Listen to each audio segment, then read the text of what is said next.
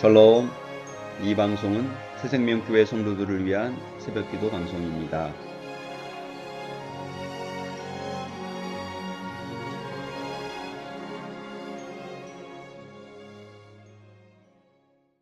(87장) 내 주님 입으신 그 옷은.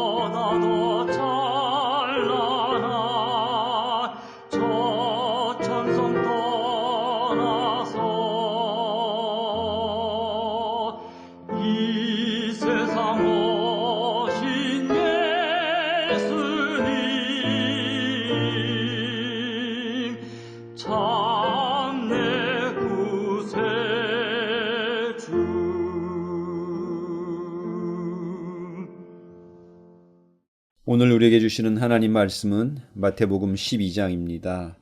처음부터 마지막 절까지 한 목소리로 읽으시겠습니다. 그때 예수께서 안식일에 밀밭 사이로 가실새 제자들이 시장하여 이삭을 잘라 먹으니 바리새인들이 보고 예수께 말하되 보시오, 당신의 제자들이 안식일에 하지 못할 일을 하나이다. 예수께서 이르시되 다윗이 자기와 그 함께한 자들이 시장할 때에 한 일을 읽지 못하였느냐?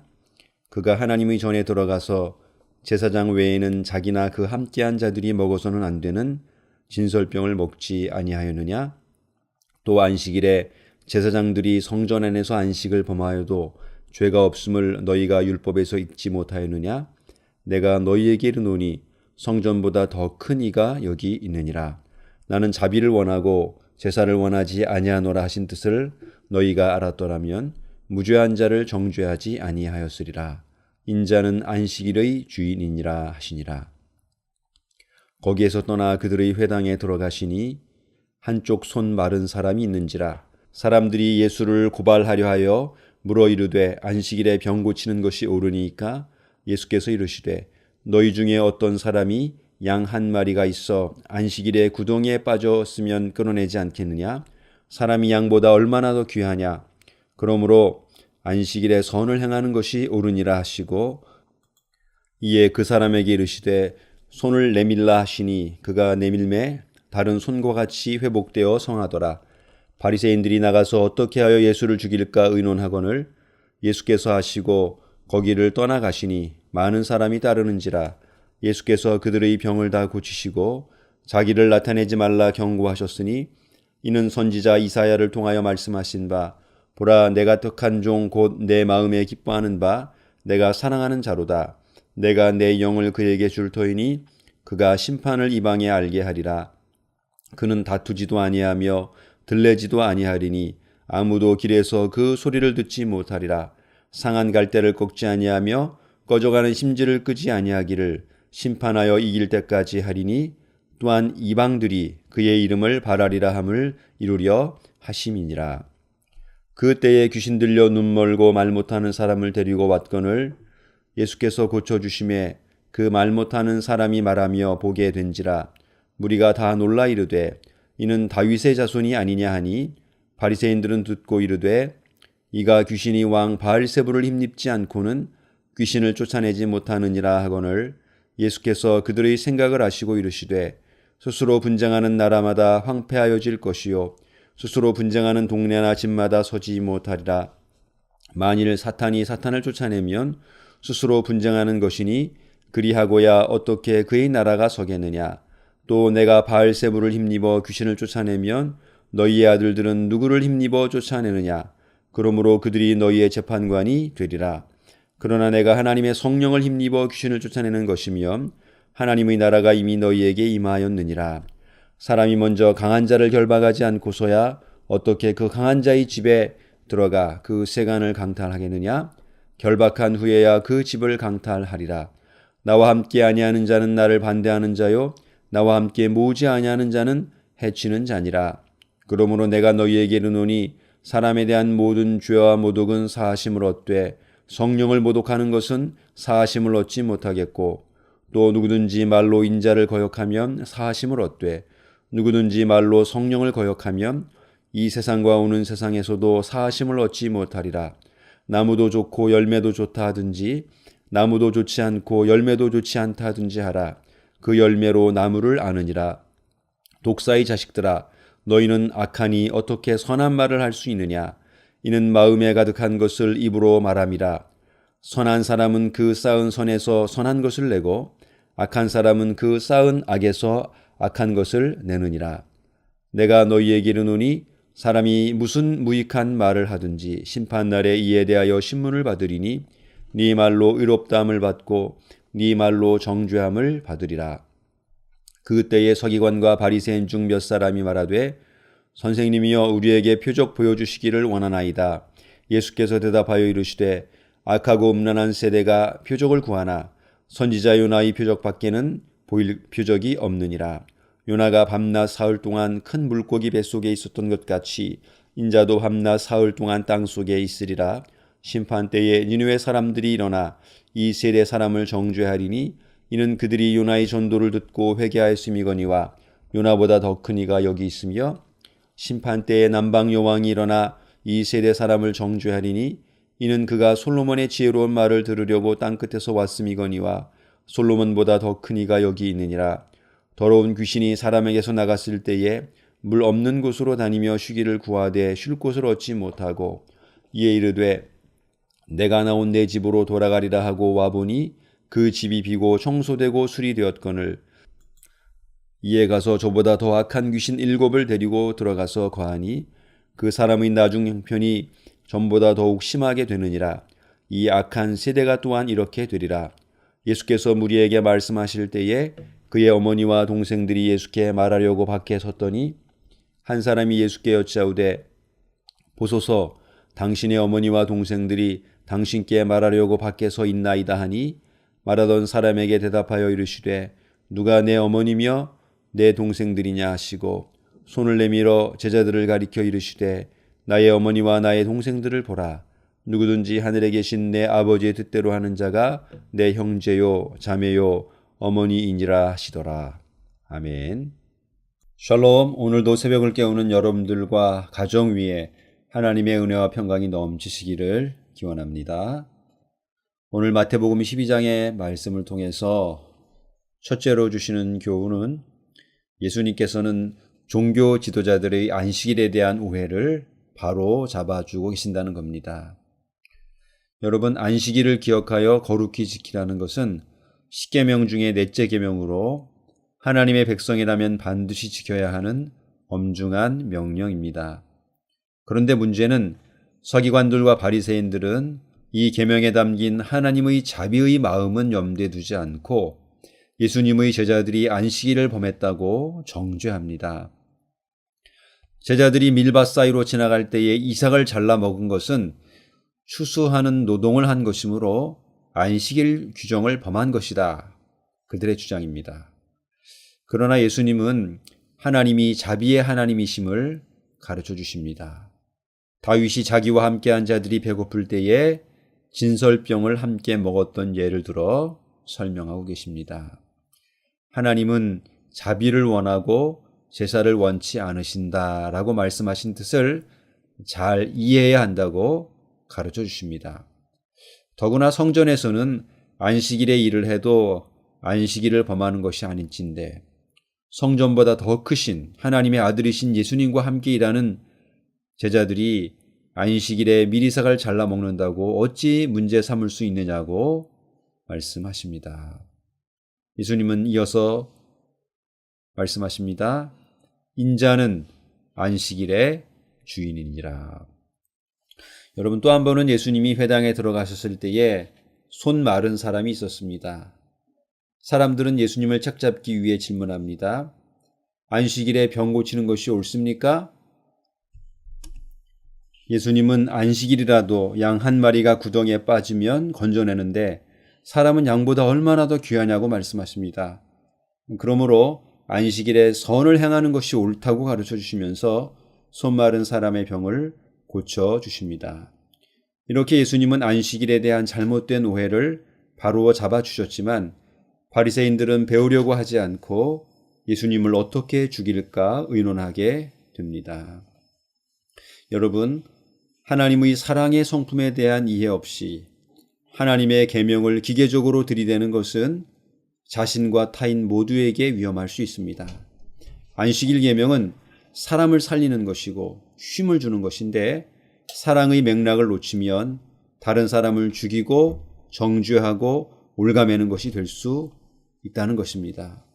우리는 안식일의 주인이신 예수님의 가르치심을 확고하게 붙잡아야 합니다. 오늘 본문을 통해서 받게 되는 두 번째 교훈은 예수님은 자신에 대한 비방과 오해를 바로 잡아 주셨다는 것입니다.